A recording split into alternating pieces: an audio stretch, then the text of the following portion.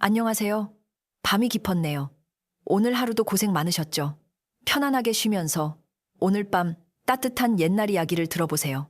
옛날 옛적에 어느 한 깊은 산골짜기 사람들이 금정산 찐징산이라 부르는 험한 산자락에 박무덕 분무덕이라는 사내가 살고 있었습니다.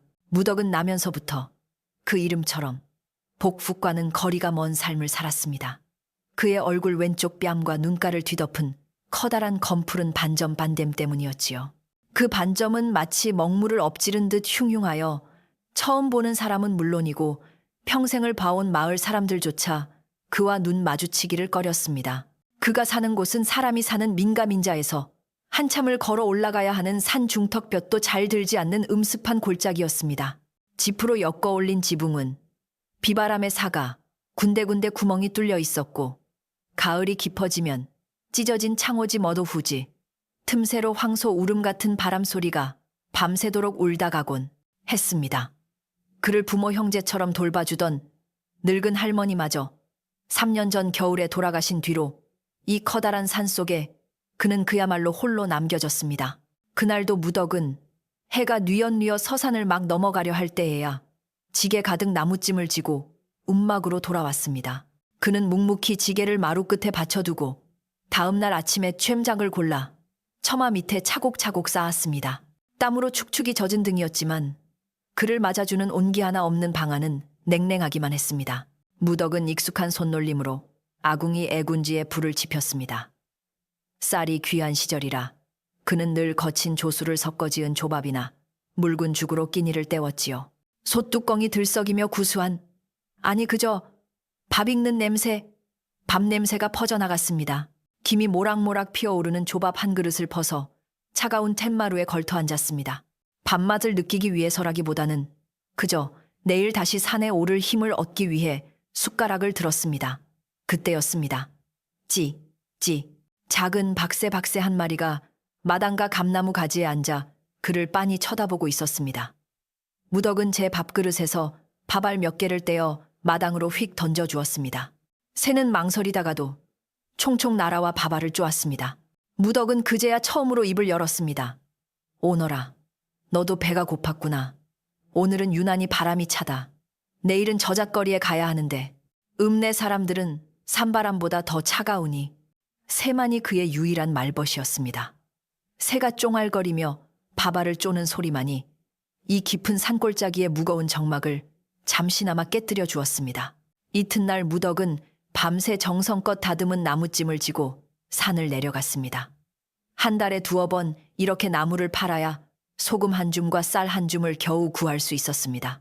산 아래의 장터는 오랜만에 사람들로 왁자지껄했습니다. 튼실한 무와 배추를 파는 아낙네의 목소리, 집신을 고르는 노인의 신중한 눈길, 약재상의 쌉싸름한 약초 냄새, 그 이후 지아얏, 그리고 아이들이 떠들며 뛰어다니는 소리로 활기가 넘쳤습니다. 하지만 그 활기는 무덕이 장터 어귀에 들어서는 순간 마치 찬물을 끼얹은 듯 순간 잦아들었습니다. 사람들은 마치 약속이라도 한 듯 길을 비켜섰고 몇몇 안악들은 얼른 제 아이의 눈을 손으로 가렸습니다. 쉬 저기 귀영 괴잉이 온다. 쳐다보지 마라. 눈병 난다. 칙칙. 젊은 놈이 어찌 저런 흉측한 필시전생에 큰 죄를 지었을 게야. 귀영, 즉 귀신 그림자라는 뜻이었습니다. 사람들은 그의 얼굴 반점을 불길한 징조로 여겨 무덕이라는 이름 대신 그렇게 불렀습니다. 무덕은 그저 고개를 푹 숙인 채 흙먼지이는 길바닥 컨등 랑부이덧만 보며 걸었습니다. 그는 이 고을 사또 쿠엔 에추와이엔 댁의 곳간을 관리하는 마름마름이 운영하는 쌀가게로 향했습니다. 마름은 안 그래도 심술점은 두꺼비 같은 인상이었는데 무덕을 보자 노골적으로 얼굴을 찡그렸습니다. 에이 재수 없는 놈도 XUIX에요. 아침부터 누굴 망하게 하려고. 마름은 투덜거리며 무덕이 가져온 나무찜을 발로 툭툭 찼습니다. 나무는 저기다 던져두고 가게. 무덕이 힘들게 모은 나무찜을 조심스레 내려놓자 마름은 쌀을 푸는 척하더니 일부러 쌀 되더가우를 높이 들었다가 엎질렀습니다. 와르르 쏟아진 쌀알이 가게 앞 흙먼지와 뒤섞였습니다. 아이쿠, 이놈아 내놈의 그 흉측한 기운 때문에 내 손이 다 꼬이지 않느냐. 이 귀한 쌀을 어쩔 것이냐. 되려 마름이 눈을 부라리며 큰 소리를 쳤습니다. 무덕은 아무 말도 하지 못했습니다. 그저 묵묵히 쪼그려 앉아 흙먼지 속에 파묻힌 쌀알을 한 톨 한 톨 주워 담기 시작했습니다. 랑레 NH앗 등 H앗. 그의 커다란 등이 가엽게 떨리고 있었습니다. 그 쌀은 내 놈이 다 가져가고 값을 곱절겁도이로 내지 않으면 한 톨도 못 줄 테니 그리 알게. 결국 무덕은 온종일 산을 헤매며 모은 나뭇값을 전부 내고도 겨우 반되 느에더가 될까 말까 한 쌀자루 하나만을 받아들어야 했습니다. 쌀자루를 쥔 손이 분함으로 떨렸지만 그는 눈물을 보이지 않았습니다. 그저 빨리 이곳을 벗어나고 싶었습니다. 그가 무거운 발걸음으로 장터를 빠져나갈 때였습니다. 골목에서 놀던 개구쟁이 아이 몇몇이 그를 발견하고는 돌멩이 냄다를 던지며 노래를 불렀습니다. 얼굴 귀신 박무덕, 울보래요 울보래요. 반쪽이는 귀신이래. 작은 돌멩이 하나가 그의 어깨에 툭 하고 맞았지만 무덕은 돌아보지 않았습니다. 그는 그저 품 안에 쌀자루를 덮고 껴안았습니다. 그에게는 이 쌀알 하나하나가 목숨과도 같았습니다. 붉게 물든 노을이 그의 길고 외로운 그림자를 밟으며 따라오고 있었습니다. 무덕은 다시 깊은 산속 자신을 기다리는 차가운 움막을 향해 발걸음을 재촉할 뿐이었습니다. 그렇게 외로운 가을이 지나고 살을 애는 듯한 겨울이 금정산을 찾아왔습니다. 쌀가게에서 수모를 겪은 뒤로 무덕은 더욱더 깊은 산속으로 숨어들었습니다. 그는 산짐승들처럼 겨울잠을 자는 곰처럼 세상과 담을 쌓고 묵묵히 제 움막을 지킬 뿐이었습니다. 하지만 세상의 탐욕은 그 깊은 산골짜기까지 기어이 발톱을 뻗쳤습니다. 이 고을을 다스리는 김사또라는 자는 본래 성정이 포악하고 탐욕스럽기로 이름난 자였습니다. 그는 백성들의 고혈을 짜내는 것으로도 모자라 곧 한양에서 내려올 높은 양반 윗분에게 잘 보일 요량으로 사치스러운 연회행회를 준비하고 있었습니다. 그래야지. 내 실력을 보여주려면 뭔가 특별한 것이 필요해.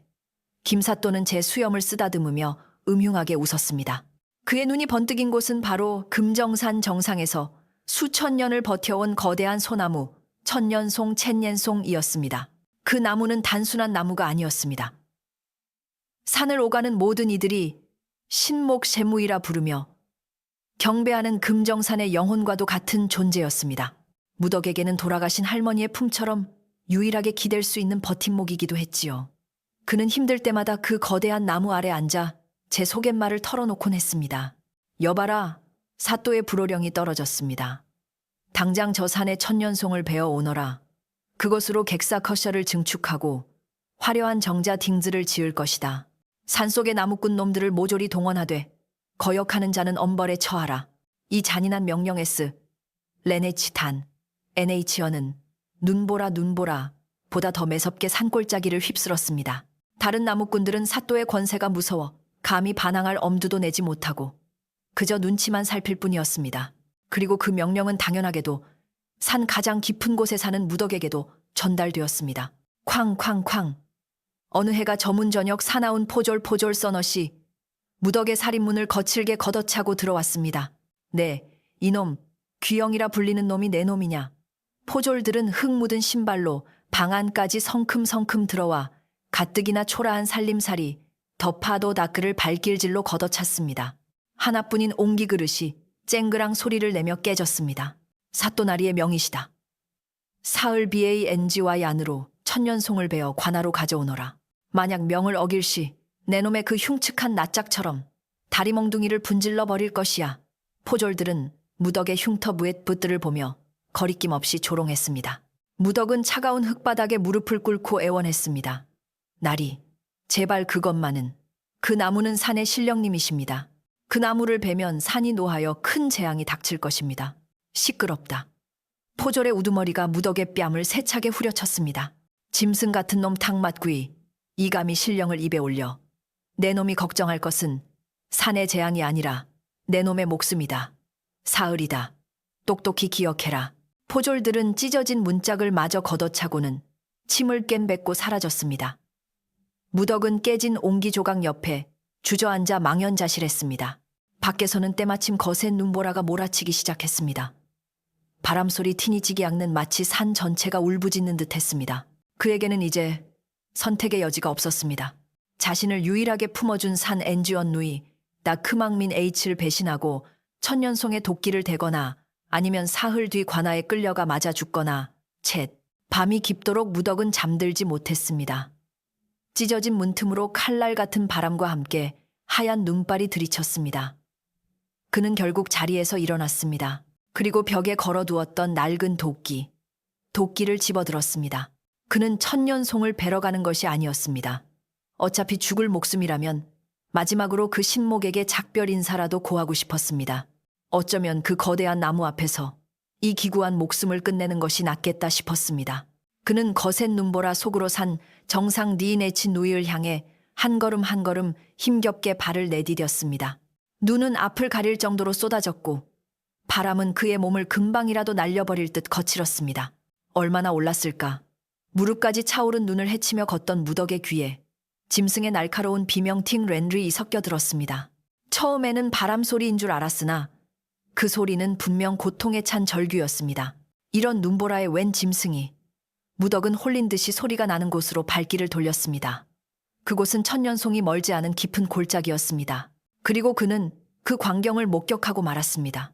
눈부시게 하얀 아니, 마치 달빛을 빚어 만든 듯한 은빛 털보 롱티아랑 바식을 가진 아름다운 암사슴 한 마리가 피를 흘리며 쓰러져 있었습니다.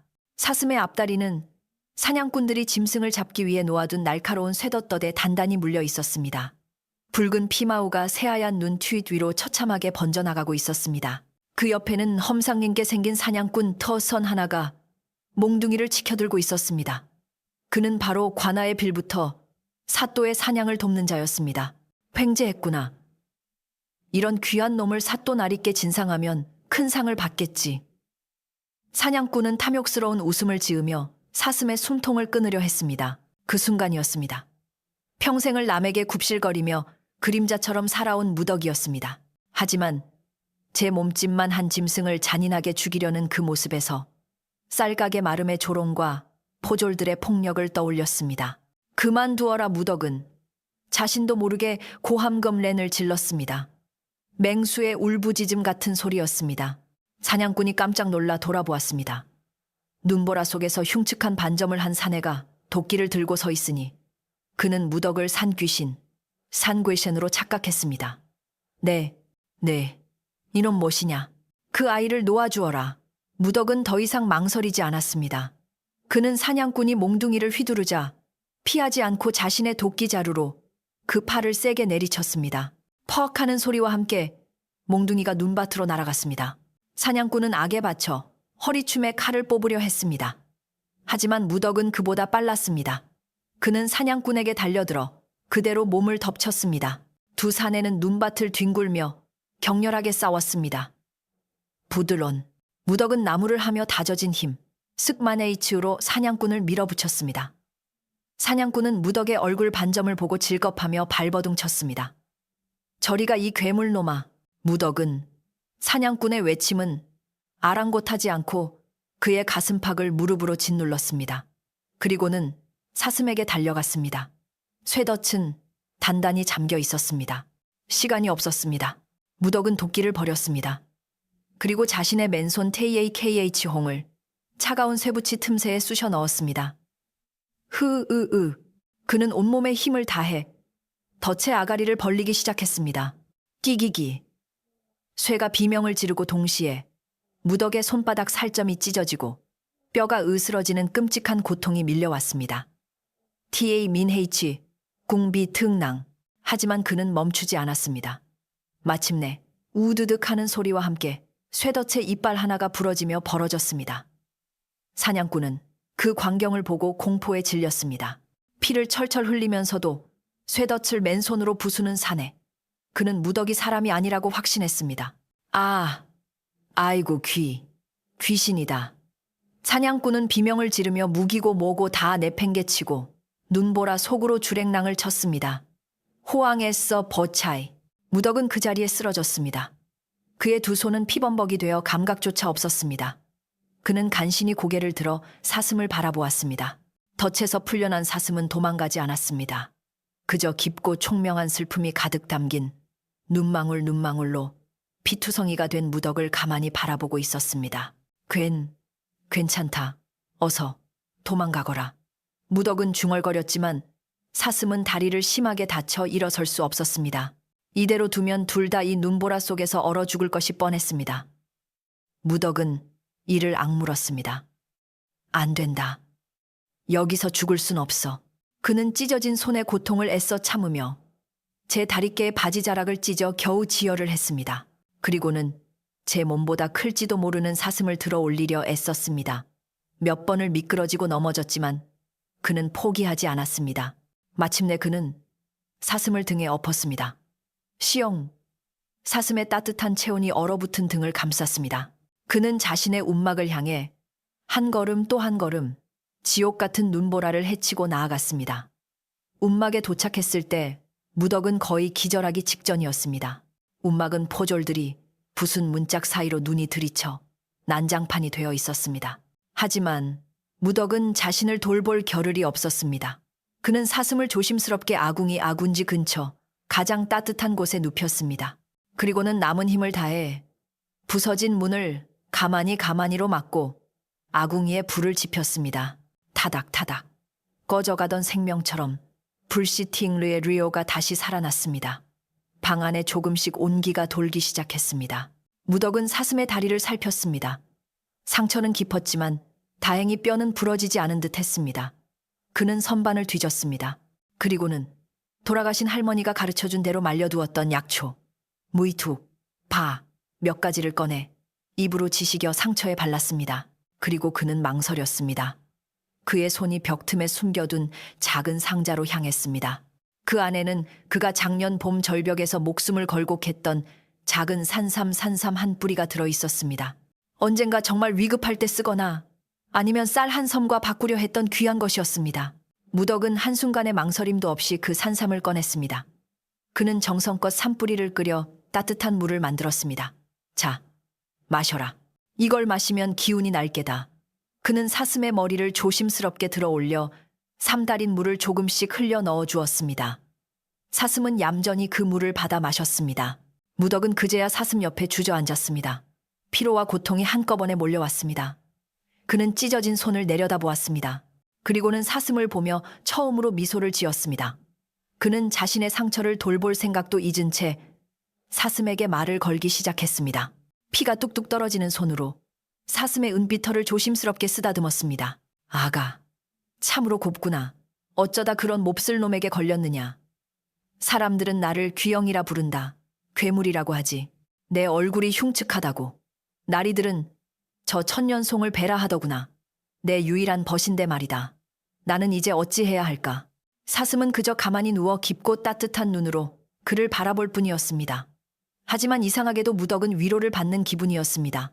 태어나서 처음으로 누군가가 온전히 자신의 이야기를 들어주고 있다는 느낌이었습니다. 런 더우티엔트롱, 너희 무대옥함 터이, 미네이치KH홍, 코던, 움막 밖에서는 여전히 귀신 울음 같은 바람소리가 맹렬하게 울고 있었지만 약초 냄새와 타오르는 불꽃, 그리고 낯선 온기가 뒤섞인 이 작은 흙집 안은 세상 어느 곳보다 따뜻하고 평화로웠습니다. Căn lều lạnh lẽo, bỗng trở nên ấm áp lạ thường. 무덕은 그렇게 사슴의 곁을 지키다 곤죽처럼 지친 몸을 웅크리고 잠이 들었습니다. 밤새 끙끙 앓던 무덕은 새벽녘이 되어서야 겨우 눈을 떴습니다. 찢어진 손바닥에서는 여전히 열이 펄펄 났지만 어젯밤에 그 처절했던 고통은 신기하게도 많이 가라앉아 있었습니다. 그가 몸을 일으키자마자 가장 먼저 찾은 것은 간밤의 사슴이었습니다. 아가. 그런데 이게 웬일입니까? 사슴은 아궁이 옆에 쓰러져 있지 않았습니다. 녀석은 이미 내 다리로 꼿꼿이 일어서서 맑고 깊은 눈망울로 무덕을 가만히 바라보고 있었습니다. 어젯밤 쇠덫에 물려 끔찍했던 다리의 상처는 온데간데 없이 깨끗해져 있었습니다. 무덕이 놀라 입을 벌리기도 전이었습니다. 쾅쾅쾅. 어젯밤 포졸들이 부수고 간 문짝이 가만히째로 날아가며 사나운 무리들이 움막 안으로 들이닥쳤습니다. 어제 도망쳤던 그 사냥꾼이었습니다. 그의 팔은 어설프게 천으로 감겨 있었고 그 옆에는 칼을 든 포졸 두어 명이 더 있었습니다. 사냥꾼의 눈은 복수심과 탐욕으로 이글거렸습니다. 저놈입니다. 날이 사또께 바칠 진상품, 진상핀인 사슴을 훔치고 괘씸하게도 소인의 팔을 이리 만든 흉악한 놈입니다. 사냥꾼이 피투성이 손을 한 무덕을 손가락질하며 악을 썼습니다. 포졸의 우두머리가 무덕의 멱살을 거칠게 움켜쥐었습니다. 네, 이놈 귀영이라 불리는 주제에 간이 배 밖으로 나왔구나. 감히 관아의 물건에 손을 대고 관속관숙에게 해를 입혀 내 놈의 그 흉측한 낯짝을 오늘부로 못 보게 해주마. 당장 이놈을 결박하라. 결박하라. 포졸들이 굵은 밧줄을 들고 무덕에게 달려들었습니다. 무덕은 눈을 감았습니다. 어젯밤 쇠덫을 부수느라 다 써버린 힘은 한 오라기도 남아있지 않았습니다. 이제 정말 끝이라고 생각했습니다. 바로 그때였습니다. 서거라. 옥구슬이 굴러가는 듯 맑고도 위험 있는 목소리 Clear as a jade bell가 움막 안을 울렸습니다. 무덕의 목소리가 아니었습니다. 모두의 시선이 소리가 난 곳 사슴에게로 향했습니다. 사슴은 밧줄을 든 포졸들과 무덕 사이를 막아서고 있었습니다. 그리고 그 순간 사슴의 몸에서부터 눈을 뜰 수 없을 만큼 찬란하고 강렬한 빛이 터져 나왔습니다. 그것은 단순한 흰빛이 아니었습니다. 깊은 바다를 품은 듯한 영롱한 비취색 광멍이었습니다. 아, 내 눈이. 이게 무슨 포졸들과 사냥꾼은 비명을 지르며 눈을 가렸습니다. 평생 그을음과 연기 냄새만 배어있던 무덕의 초라한 움막이 순간 용궁 롱균이라도 된 듯 신비로운 향기로 가득 찼습니다. 빛이 서서히 거쳤습니다. 그리고 그 자리에는 사슴은 없었습니다. 대신 세상의 것이라고는 믿기지 않을 만큼 아름다운 여인 뷰티풀 우먼이 서 있었습니다. 눈처럼 흰 피부에 바다처럼 깊은 눈동자, 붉은 입술은 기품 있게 닫혀 있었습니다. 그녀는 금실로 용과 파도무늬가 수놓인 쪽빛, 비단 한복, 쪽빛 비단 한복을 입고 있었습니다. 머리에는 작은 용 모양의 옥비녀를 꽂고 있었으니 그 고귀한 위엄에 감히 누구도 고개를 들 수 없었습니다. 포졸들과 사냥꾼은 얼어붙었습니다. 밧줄이 손에서 스르르 떨어졌습니다. 그들의 다리가 사시나무 떨듯 떨리기 시작했습니다. 요게다. 사냥꾼이 공포에 질려 외쳤습니다. 여인은 얼음장같이 차가운 눈으로 그들을 내려다보았습니다. 요게라 하였느냐. 그녀의 목소리는 조용했지만 움막 전체를 진동시켰습니다. 눈앞에 이익에 눈이 멀어 산의 생명을 함부로 해치고 힘없는 자의 것을 빼앗으며 죄 없는 이에게 흉악한 누명을 씌우는 내놈들이야말로 사람의 가죽을 쓴 요괴가 아니더냐. 그녀는 사냥꾼을 똑바로 가리켰습니다. 너는 사또의 명을 빙자해 이 산의 짐승들을 무분별하게 사냥한 것은 물론 산비탈의 밭을 일구어 근근히 살아가는 화전민, 호댄민들의 곡식을 빼앗고 그들의 안악을 희롱하였다. 네, 죄를 네가 알렸다. 히익 사냥꾼은 그녀의 신비한 힘에 짓눌려 자기도 모르게 자기가 저지른 죄악들을 줄줄이 실토하기 시작했습니다. 포졸들은 새파랗게 질려 바닥에 납작 엎드렸습니다. 여인은 그들에게서 시선을 거두고 무덕에게로 돌아섰습니다. 방금 전까지 얼음 같던 그녀의 눈빛이 봄눈 녹듯 따뜻하게 풀렸습니다.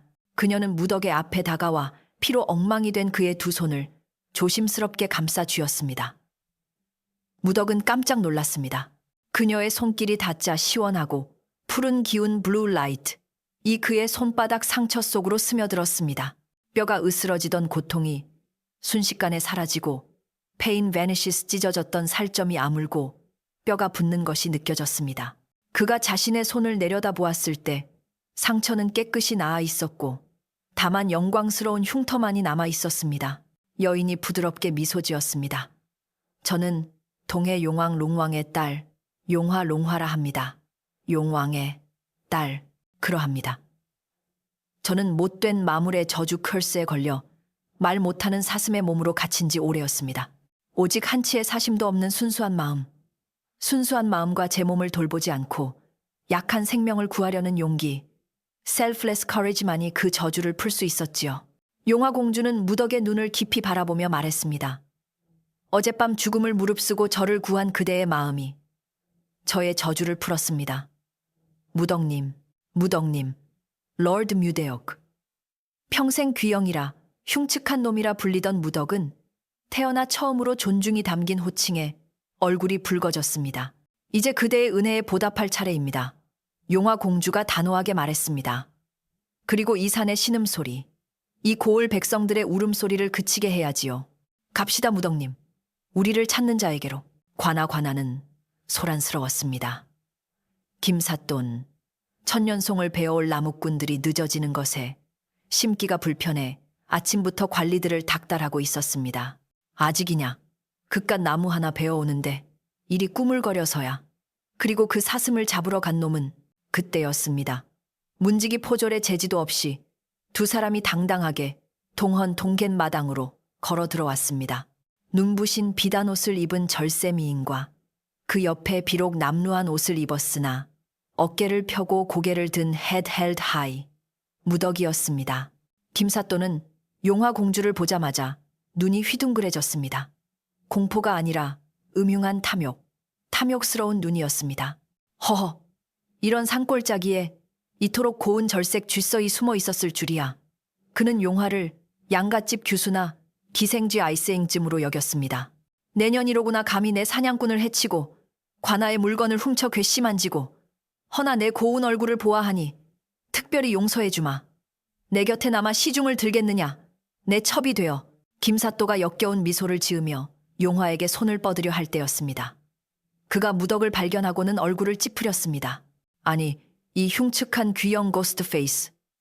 놈은 어찌 여기에 여봐라. 저놈은 당장 끌어내어 곤장 애플옥을 쳐서 다시는 관아 근처에 얼씬도 못하게 하라.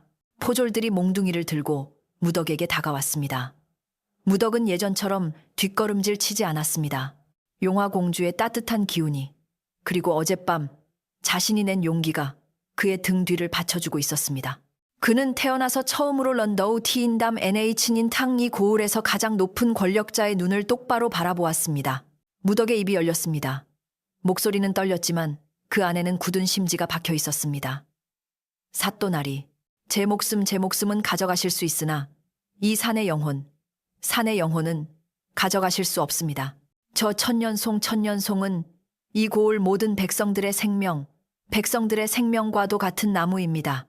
부디 그 명을 거두어 주시옵소서. 감히 귀영 따위가 자신에게 대들었다는 사실에 김사또는 노발대발했습니다.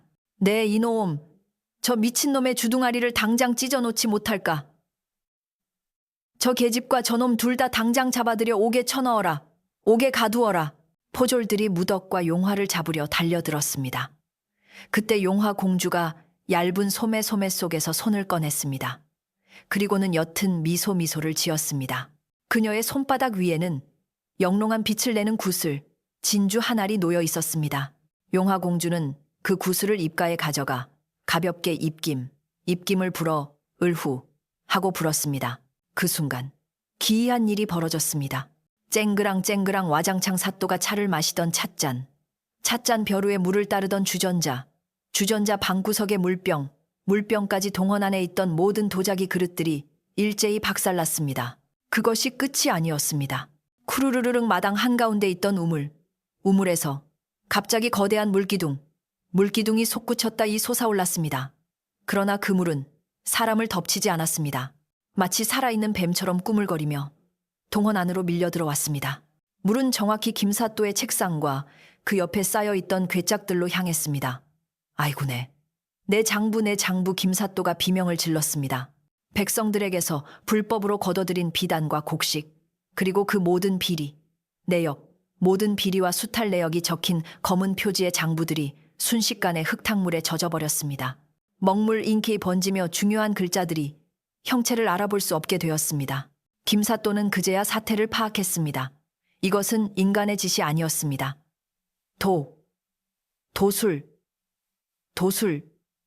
도술이다요. 요사스러운 것 내년의 정체가 무엇이냐.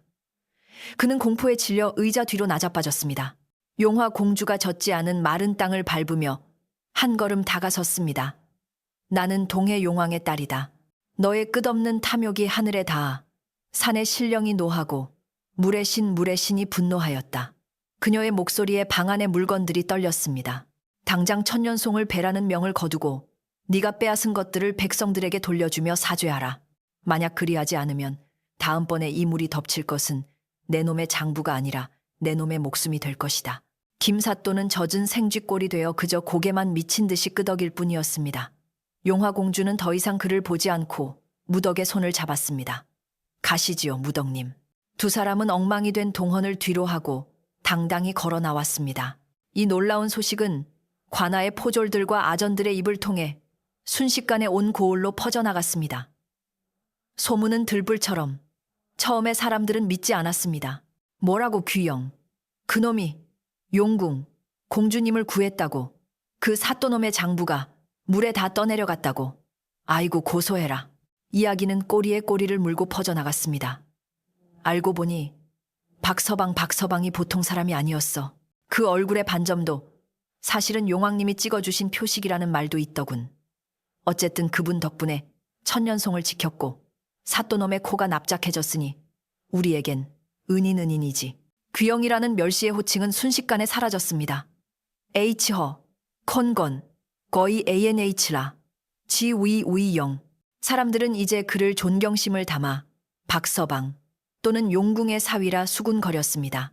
다음 날부터 무덕의 움막으로 향하는 산길이 사람들로 붐비기 시작했습니다. H허 팀된 레우 ANH. 그들의 손에는 예전의 돌멩이 대신 작은 정성들이 들려 있었습니다. 어떤 노파는 귀한 흰쌀 한 줌을 가져와 무덕의 손에 쥐어주며 눈물을 글썽였습니다. 박서방, 우리가 그동안 눈이 멀었구려. 이 못난 늙은이를 용서하시오. H허 XI는 로이 ANH. 장터에서 무덕을 쫓아냈던 젊은 안악은 직접 짠 무명을 들고 와 고개를 숙였습니다. 무덕은 이런 호의가 너무나 낯설어 어쩔 줄 몰라 했습니다. 그는 그저 두 손으로 공손히 받고 고개를 숙일 뿐이었습니다. 사람들은 무덕의 겸손함에 더욱 감동했습니다. 그리고 그들은 용화 공주와 무덕 앞에서 그동안 김사또에게 당했던 억울한 일들을 쏟아내기 시작했습니다. H허, KH, 호. 사또놈이 마을 공동 우물 빌레지 웰에 물세 워터 텍스를 매겨서 물 한 동이도 마음 놓고 마시질 못합니다. 제 아들은 억울하게 부역 포스트 레이버에 끌려가서 생사를 알 수 없어요.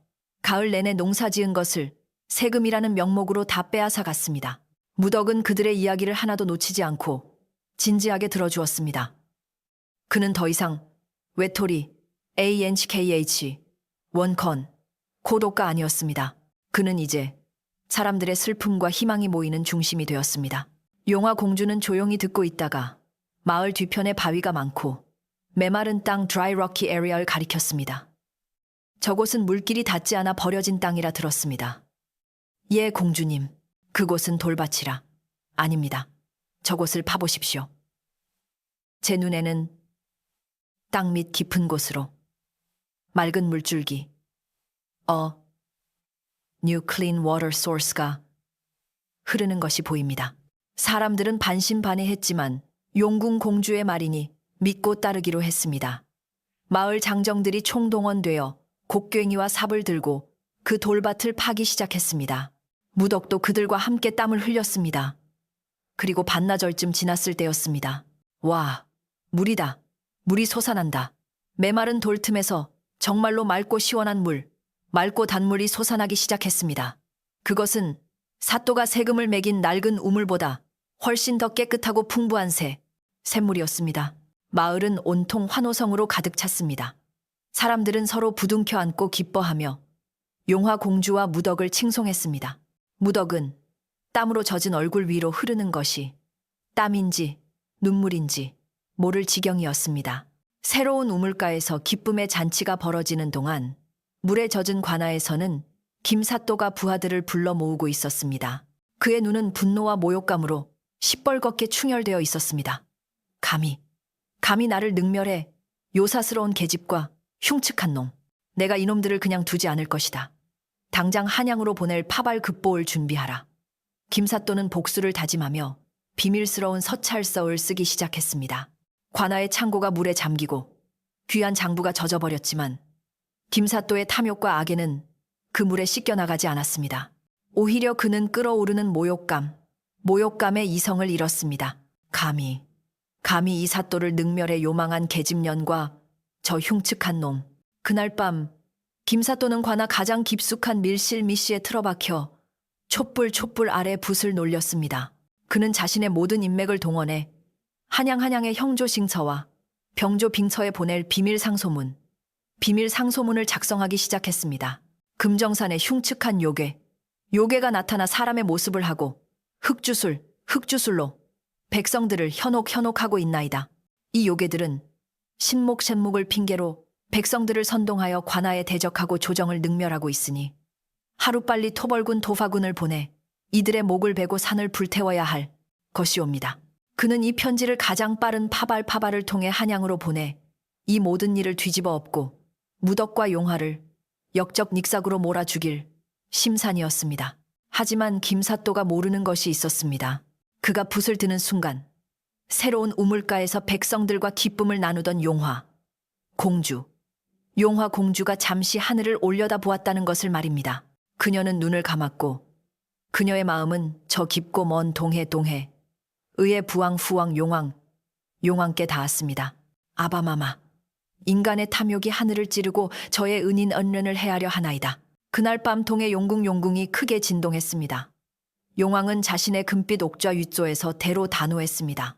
감히 자신의 귀한 딸을 요괴라 칭하고 산의 영물 링무인 천년송을 배려한 것도 모자라 딸의 은인까지 죽이려 한다는 사실에 하늘과 땅을 다스리는 용왕의 분노가 극에 달했습니다. 괘씸만지고 저 미물 외국 같은 인간이 감히 천지텐디의 법도를 어지럽히는구나. 여봐라, 내 저놈의 오장육부를 뒤틀어 놓으리라. 이튿날 새벽 파발꾼이 그 독이 든 상소문을 품에 안고 막 관아의 문을 나서려 할 때였습니다. 날씨는 구름 한 점 없이 맑았습니다. 그런데 갑자기 쿠르르르릉 땅이 울리는 소리가 들렸습니다. 이상한 홍수였습니다. 마을에 강물이 넘친 것이 아니었습니다. 물은 오직 김사또가 거주하는 관아 안채와 그가 백성들에게서 빼앗은 재물, 왕바, 루아라를 숨겨둔 비밀 창고가 있는 곳에서만 솟구쳐 올랐습니다. 물은 마치 살아있는 생물처럼 벽을 타고 넘어 정확히 그가 긁어모은 금은보화, 진인 보커와 비단 꾸러미만을 덮쳤습니다. 아이고 내 재물네. 내 돈. 김사또가 미친 사람처럼 뛰쳐나와 물에 떠내려가는 제 괴짝을 붙잡으려 했습니다. 바로 그 순간이었습니다. 콰르르르릉 마른 하늘의 벼락이 내리쳤습니다. 번개는 김사또를 지나쳐 관아문을 나서려던 파발꾼의 손을 정확히 가격했습니다. 파발꾼은 비명을 지르며 나뒹굴었고 그의 품속에 있던 상소문 써 에사지 부유카우은 순식간에 시커먼 잿더미가 되어 바람에 흩날렸습니다. 천벌 텐파디였습니다. 모든 것이 아수라장이 된 그때 마을 어귀에서 암행어사 안헝유시 출두요 하는 우렁찬 외침이 들려왔습니다. 그동안 이 고을 백성들의 끊임없는 탄식과 원망, 이 마침내 한양의 궁궐에 닿았던 것입니다. 임금, 이 몰래 보낸 암행어사 VQAN 데네이칠리엠가 마침내 당도한 것이지요. 암행어사는 관아에 도착하자마자 눈앞에 기이한 광경 가네치트응 기라의 입을 다물지 못했습니다. 백성의 집은 멀쩡한데 오직 사또의 창고만 물에 잠기고 사또가 아끼던 서찰만 벼락에 타버린 광경을 말입니다. 그때였습니다. 더 이상 두려움이 없는 얼굴을 한 무대옥기 마을 사람들을 이끌고 든더우든 랑 어사 앞에 나섰습니다. 어사나리, 저 물은 홍수가 아니라 지난 수년간 저자가 빨아들인 우리 백성들의 피눈물이옵니다. 무덕은 또렷한 목소리로 김사또의 모든 죄악을 고발했습니다. 천년송을 배려, 한일 흉년에도 세금을 쥐어짠 일, 사냥꾼을 동원해 백성의 것을 빼앗은 일까지 그 뒤로 수백 명의 백성들이 무덕의 말을 증언했습니다. 암행어사는 물에 젖어 떠다니는 비단과 괴짝들 물증, 그리고 백성들의 증언을 토대로 즉시 김사또를 잡아들였습니다. 네, 이놈, 너의 죄악이 하늘에 닿아 천벌이 내리고 땅에 닿아 백성들의 원망이 끌어올랐다. 여봐라, 저자의 관복관훅을 벗기고 당장 파직하라. 남은 재산, 가사는 모조리 몰수하여 백성들에게 돌려주고 저 죄인은 가장 멀고 험한 섬 유배우로 보내 다시는 땔을 밟지 못하게 하라. 마을은 떠나갈 듯한 함성으로 가득 찼습니다. 사람들은 서로 부둥켜 안고 울며 기뻐했습니다. 무덕은 그 모습을 보며 조용히 곁에 서 있는 용화 공주를 바라보았습니다. 그녀가 무덕을 향해 따뜻하게 미소 짓고 있었습니다. 그렇게 혹독했던 겨울이 가고 금정산에는 어김없이 따뜻한 봄무와 엑스유한이 찾아왔습니다. 무덕이 살던 그 초라한 움막은 온데간데 없이 사라졌습니다. 그 자리에는 용왕 이 사위를 위해 지어준 선물 다나하면서도 품격 있는 기와집 한 채가 들어섰습니다. 천년송은 그 어느 때보다 푸르게 싹을 틔웠고 마당가에는 하얀 매화와 붉은 진달래가 만발하여 향기를 뿜어냈습니다. 그리고 그 집에서는 성대한 홀레 잔치가 열렸습니다. 바로 박무덕과 용화공주의 혼례식이었습니다. 마을 사람들은 제일처럼 기뻐하며 모두 모여 춤을 추고 음식을 나누었습니다. 곱게 신랑의 예복 리phục 차려입은 무덕의 얼굴에는 여전히 그 검푸른 반점이 남아 있었습니다. 하지만 이제 그 누구도 그 반점을 흉측하다고 말하지 않았습니다. 아름다운 화롯을 입은 용화공주는 그 반점을 사랑스럽게 어루만졌습니다. 그녀에게 그 반점은 흉터가 아니라 쇠덫을 맨손으로 부수며 생명을 구했던 세상에서 가장 아름다운 용기의 증표였습니다. 잔치가 한창 무르익을 무렵 어디선가 백발이 성성하고 롱퍼처럼 위엄있는 푸른 도포를 입은 한 늙은 노인이 나타났습니다. 바로 동해 용왕이었습니다. 그는 두 사람을 축복하며 마을 사람들에게 선언했습니다. 내 귀한 딸을 구해준 내 사위 박서방이 이 산에 사는 한 이 고을에는 가뭄이 들지 않을 것이며 해마다 풍년이 들고 강마다 고기 어복가 가득할 것이다. 그 후로 사람들은 무덕을 더 이상 귀영이라 부르지 않았습니다.